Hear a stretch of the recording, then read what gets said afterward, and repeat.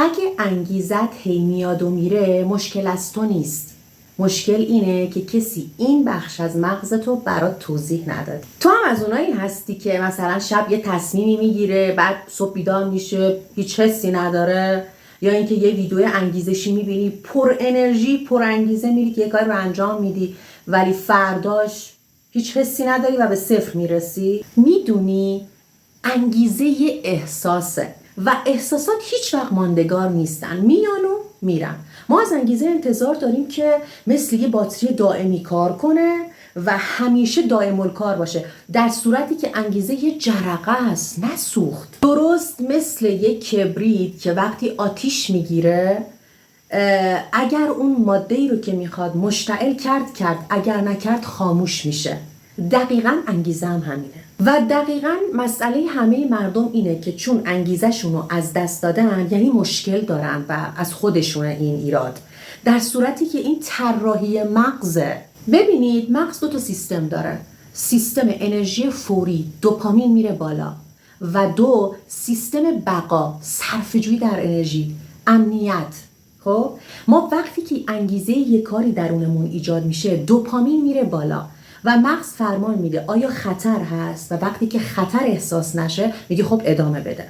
و وقتی دوپامین میاد پایین، مغز میگه سری برگرد به حالت بقا، نمیخواد کاری رو شروع کنی، نمیخواد انجام بدی. چرا؟ چون مغز اینجوری طراحی شده که از تغییر میترسه، از استارت میترسه، از شروع میترسه، از اینکه پا به پای انگیزه بره جلو میترسه. این یه معضلی بود که همیشه درون من وجود داشت. انگیزه داشتم برای انجام دادن بعضی از کارها، به محضی که انگیزه میومد پایین بعد کار رو رها میکردم و این منو بر اون داشت که تحقیق کنم ببینم علت چیه، مشکل از منه یا همین مشکل. جالبه به این نتیجه رسیدم که این ساختار مغز از تغییر میترسه، از اینکه کاری رو شروع کنه میترسه و به سیستم بقا داره ما رو میچرخونه. حالا علت چیه که بعضیا ادامه میدن اما بعضیا استوب میکنن و رها میکنن؟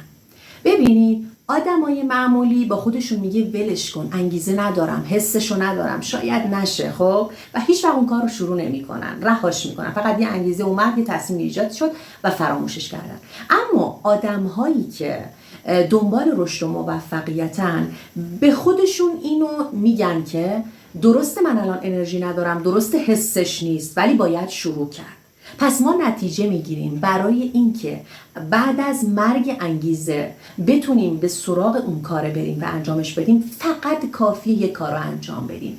5 دقیقه، ببینید فقط 5 دقیقه شروع کنیم به انجام دادن اون کاره و این باعث میشه خود سیستم مغز از تغییری که ازش میترسید دیگه نترسه و اتفاقاً راه حل‌های بهتری رو در اختیارت بذاره و خلاقیتاش گل کنه و بیشتر بهت کمک کنه که در اون مسیری که دوست داری قدم برداری. میخوام بدونم نظر تو چیه؟ به نظرت اگر یک کاری رو که دوست داری و شروع کنی به انجام دادنش، بعد از 5 دقیقه انگیزه میاد، انرژی میاد، لطفاً نظرتو برام کامنت کن.